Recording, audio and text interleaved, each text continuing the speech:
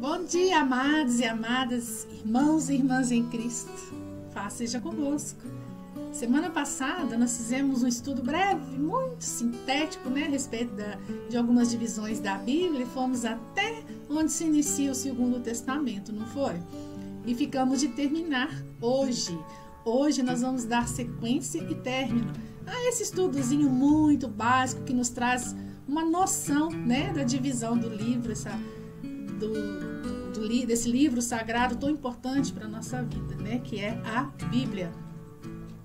Então, a visão geral da narrativa bíblica. Podemos entender a Bíblia como uma grande narrativa que possui um enredo central e outras histórias secundárias que servem de imagens ou figuras para apontar para o núcleo principal. Qual é esse enredo central, esse núcleo principal? É a grande história de Deus e do seu amor pelos homens. Então aí tem uma ilustração, vocês observam aí uma sequência de 8 figuras que ilustram muito assim, basicamente, o enredo central da Bíblia, que começa desde a criação do homem, e aí passa por toda aquela situação de desobediência à palavra, o pecado quando ele entra no mundo e as consequências desse pecado, Em contrapartida, Deus, em sua infinita misericórdia, nos dá o seu Filho Jesus e em seu Filho Jesus uma nova oportunidade de vida e de salvação, Então eu vou passar assim o que significa cada uma dessas imagens aí, tá? Fazendo assim uma narrativa básica da história central da Bíblia. Então, número 1, nessa primeira imagem. O Deus único, todo-poderoso, Pai, Filho e Espírito Santo, criou todo o universo para a sua glória, não foi para a glória do homem. Hoje o homem, às vezes, em muitas situações, ele quer ser maior do que Deus. E não podemos nos esquecer que toda a criação, inclusive nós, ela foi feita para honrar e glorificar o nome de Deus, o Criador. O clímax, o ponto máximo da criação foi o ser humano, o único dos seres a quem Deus fez semelhante a si mesmo, objetivando amar e manter comunhão com Ele. Então, Deus criou todo o universo, mas o ponto máximo da sua criação, aquela criação que Ele colocou a sua semelhança, onde Ele colocou ali a vontade de manter comunhão estreita com Ele, foi o homem. E o homem foi dotado de muitas capacidades e dons, sendo um desses dons a possibilidade de governar a terra e de expressar sua livre vontade. Então Deus fez aquele mundo imenso, maravilhoso e colocou tudo aos pés do homem para que ele governasse tudo aquilo, E o propósito de Deus era estar sempre ao lado do homem, Governando, cuidando, vivendo, usufruindo de todo aquele mundo maravilhoso, sem pecado, alegria, paz, harmonia para sempre. Esse era o propósito de Deus. Mas o homem decidiu rejeitar a Deus e a sua palavra. Então, ao desobedecer a Deus, o ser humano despreza todo o amor e a comunhão que seu Criador lhe tinha proporcionado. Então, toda aquela vontade que Deus tinha de estar ao lado do homem, de estar sempre em comunhão ali com a sua criação, feita a sua imagem e semelhança, com todo amor, que se possa imaginar, o homem rejeitou. Rejeitou como assim? Desobedecendo a sua palavra. Então, na figurinha lá número 3, quando rejeitou a Deus, o homem aceitou a influência maligna e perdeu essa conexão com o Pai. A Bíblia nos fala que o que nos afasta de Deus é o pecado. Então, quando o homem ele rejeitou a Deus e desobedeceu a palavra dele, ele ficou sujeito ao pecado. A influência maligna foi mais forte, Então, a partir daí, o homem passou a viver da sua própria maneira, em constante erro, subjugado pelo mal. Perdeu o domínio próprio, já não pôde liderar bem a terra nem a sua própria vida. E isso se dá até hoje. Quanta confusão a gente vê por este mundo afora. Liga a televisão e me conta. Só a televisão já nos dá uma ideia, né, de como o homem vive hoje, sujeito ao mal, né, vulnerável ao mal, ao ataque do maligno. Por quê? Porque em desobediência à palavra, o mal impera.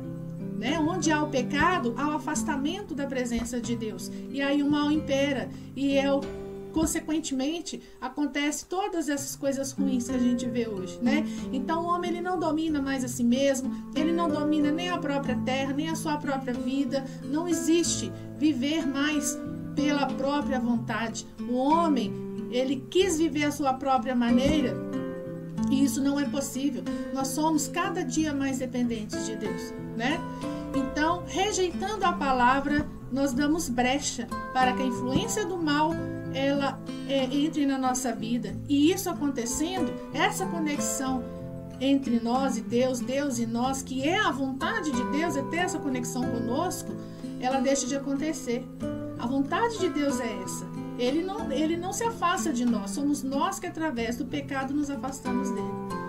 Então, na figurinha número 4, a partir disso aí, o homem agora é governado pelo pecado. E sem a vida de Deus está sujeito à morte, necessita de um Salvador.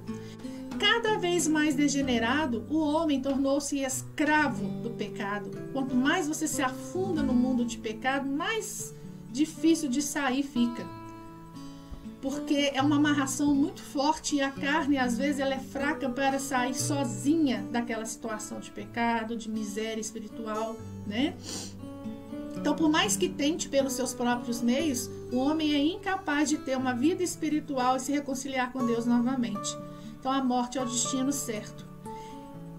É muito difícil o homem, pela sua própria vontade, sair da escravidão do pecado e se reconciliar com Deus novamente.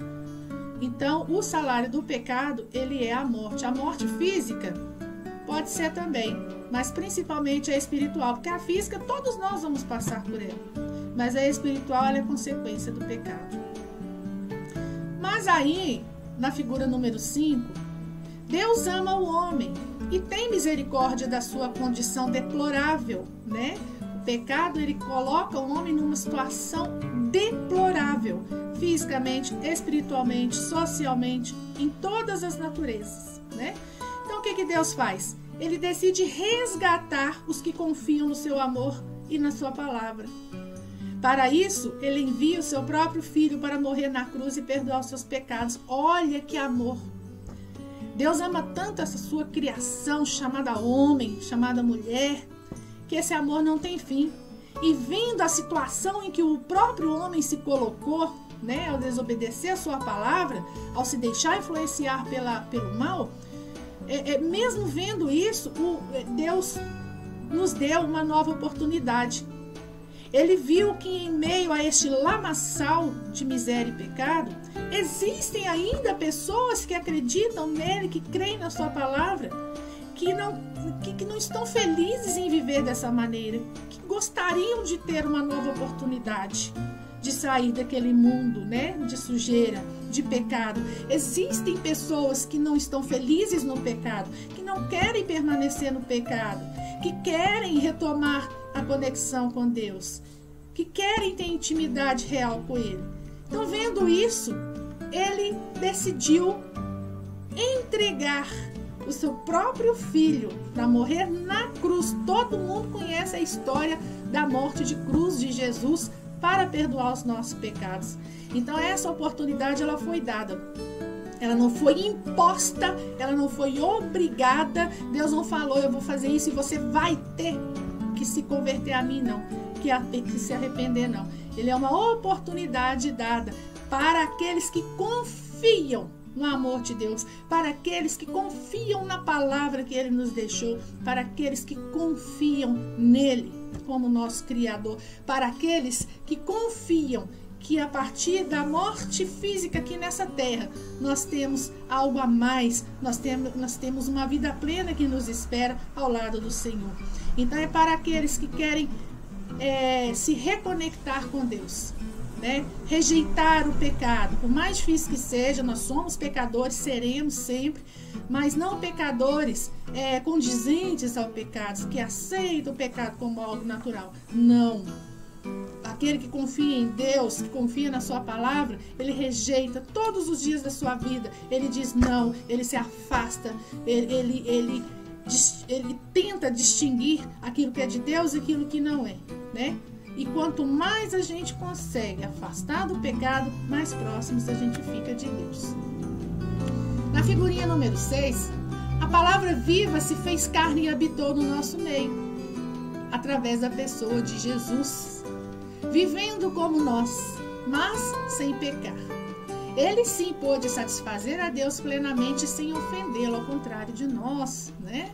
Jesus Cristo, ele é solução de Deus para o problema insolúvel do homem. O próprio Rei dos Reis veio restabelecer a comunhão entre Deus e os homens. Então Deus se fez carne como eu, como você, caminhou neste mundo como eu, como você, e foi o único capaz de agradar a Deus, porque é o único em toda a história que não teve pecado, né? E mesmo assim, sofreu pelos nossos pecados até morrer na cruz, né? O único elo, o único caminho de conexão entre nós e Deus é a pessoa de Jesus Cristo. No número 7, a Bíblia Sagrada revela-nos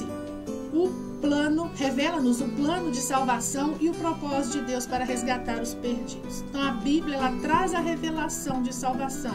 Ela traz a revelação desse plano que Deus tem de salvação para cada um de nós. Por meio da palavra de Cristo, o homem pode receber uma vida nova pela fé. É só para quem crê, é só para quem acredita realmente. Se buscar conhecer e confiar na verdade, olha a verdade aí com V maiúsculo, será liberto da escravidão do pecado e poderá cumprir tudo o que Jesus ensinou por meio das suas escrituras. Então, se por meio da pessoa de Jesus nós nos reconhecermos como pecador, nos reconhecendo como pecador, nós aceitamos esse Jesus Cristo como o único salvador da nossa vida, né? Com fé, acreditando, buscando reconhecer que nele está a verdade e a vida, né? Só assim nós poderemos nos libertar da escravidão do pecado.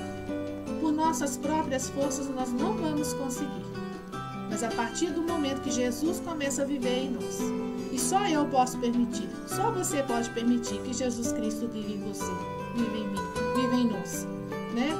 E aí no número 8, o homem precisa aceitar novamente o governo de Deus sobre a sua vida. Por que novamente? Porque esse governo foi dado lá no início da criação e o homem não aceitou. E aí gerou toda essa miséria, né, na sociedade humana, né? O pecado entrou e fez toda essa lambança.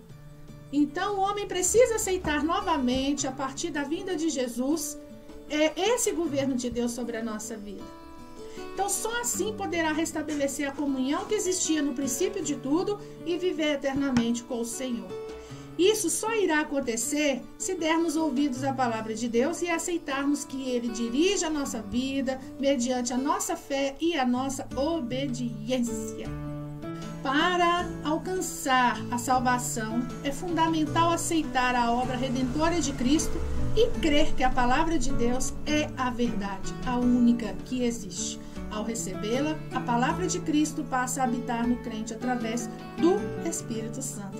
É a partir daí que o Espírito Santo se faz presente em nós, governa a nossa vida, nos convencendo do bem, nos convencendo do mal, nos ajudando, nos encaminhando, nos orientando, né, na palavra do Senhor, não nos deixando sair da presença do Senhor. A cada momento que o mal se aproximar e tentar nos tragar, nos distrair, né, da palavra de Deus, o Espírito Santo, de alguma maneira, ele vai falar conosco. E aí, novamente entra a nossa decisão de ouvir a voz de Deus através do Espírito Santo ou não. A sua relevância para a humanidade não é simplesmente histórica ou literária. A relevância da Bíblia não é simplesmente uma história que aconteceu ou apenas uma obra literária, mas principalmente espiritual, com repercussões eternas para sempre, né? A palavra de Deus, ela é viva, ela é eficaz e ela é para sempre. A Bíblia é útil para nos ensinar como amar a Deus, como obter poder de Deus para ser salvo, como ser limpos através da palavra, como ser corrigidos e instruídos na justiça e como ser advertidos através de modelos e diferentes experiências humanas. Então, tudo isso aí a Bíblia nos ensina. Por isso que eu disse lá no outro estudo no começo que ela é o próprio manual da vida. Se você quer ter vida em abundância, dentro da vontade, na presença do Senhor, é através da Bíblia. Não existe outro manual que vai te ensinar a fazer isso.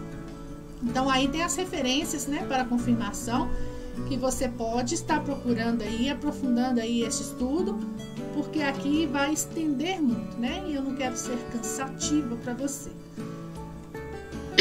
A principal utilidade das Escrituras Sagradas é dar-nos conhecimento de vida eterna.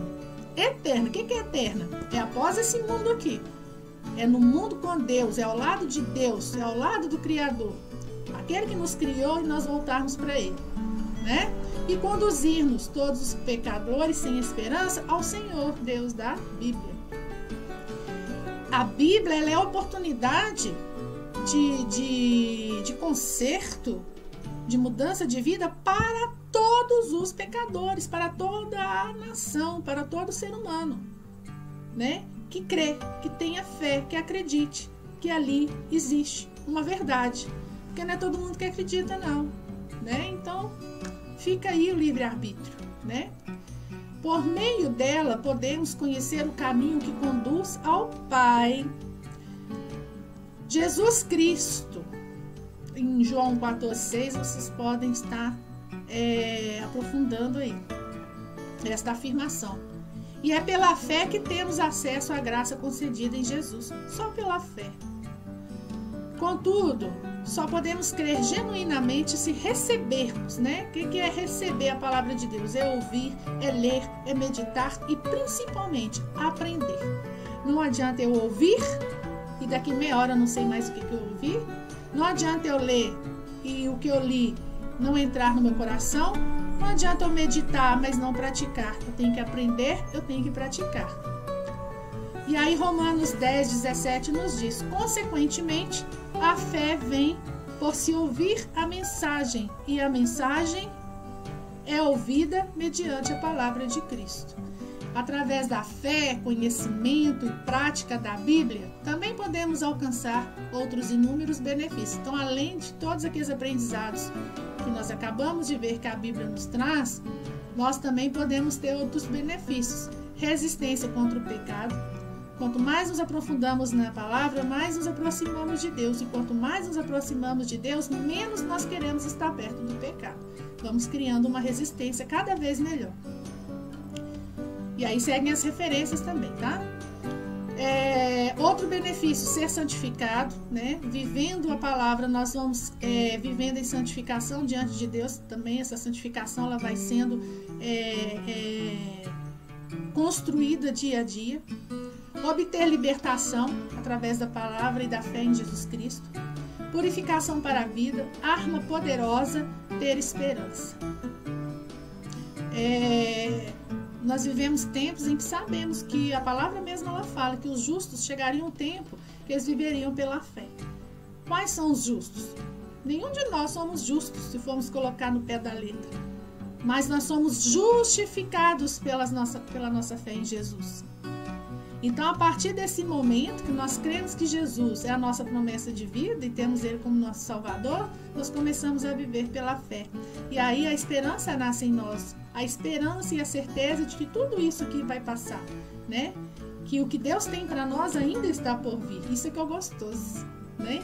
Essa fé é que nos move e nos faz descansar em Deus, mesmo em meio a tanta tribulação. Quando cremos na Bíblia Sagrada e fazemos dela a nossa única base de fé e de prática, recebemos em Jesus não somente a vida eterna, mas também a direção de Deus para a vida diária por meio do conhecimento da sua palavra e da ação do Espírito Santo em nós. Então, não somente a vida eterna, mas a direção de Deus aqui, enquanto estamos aqui, né? Porque eu não posso também pensar só depois da minha morte na vida eterna. Eu preciso ter uma fé e prática aqui enquanto ser humano, né? Enquanto andante por essa terra, eu preciso ter a direção de Deus na minha vida. Então, esse estudo, ele é basicamente isso. Deus se agrada quando vê o seu filho estudando a sua palavra, buscando caminhar na tua vontade. Então, vamos ser gratos a Deus todos os dias da nossa vida, né? Porque tivemos este privilégio de receber, através da pessoa de Jesus, essa oportunidade de nos reconectarmos com Deus. Aquela conexão que outrora foi quebrada pela entrada do pecado no mundo. Mas Ele nos ama tanto, né? E a gente não consegue retribuir 1/3 desse amor. Mas sabemos, né, que estamos totalmente dependentes dele, da sua misericórdia, e por isso estamos aqui tentando, né, caminhar, buscar. O nosso foco é esse, né? E Deus conhece a verdade do seu coração, Ele conhece a verdade do meu coração. Nem tanto Ele se atenta para a nossa aparência, para os nossos atos, às vezes impensados, né? Porque é o que está dentro do coração, é o que tem que agradar a Deus, tem que ser verdadeiro. Amém? Então, fiquem com Deus, que Deus abençoe. Seja cada vez mais ouvinte, estudante e praticante da palavra de Deus, você e eu, né? Para que o pecado fuja de nós e nós dele, né? Para que possamos ter um dia a alegria de entrar na presença dele. Fiquem com Deus, até a próxima oportunidade, em nome de Jesus.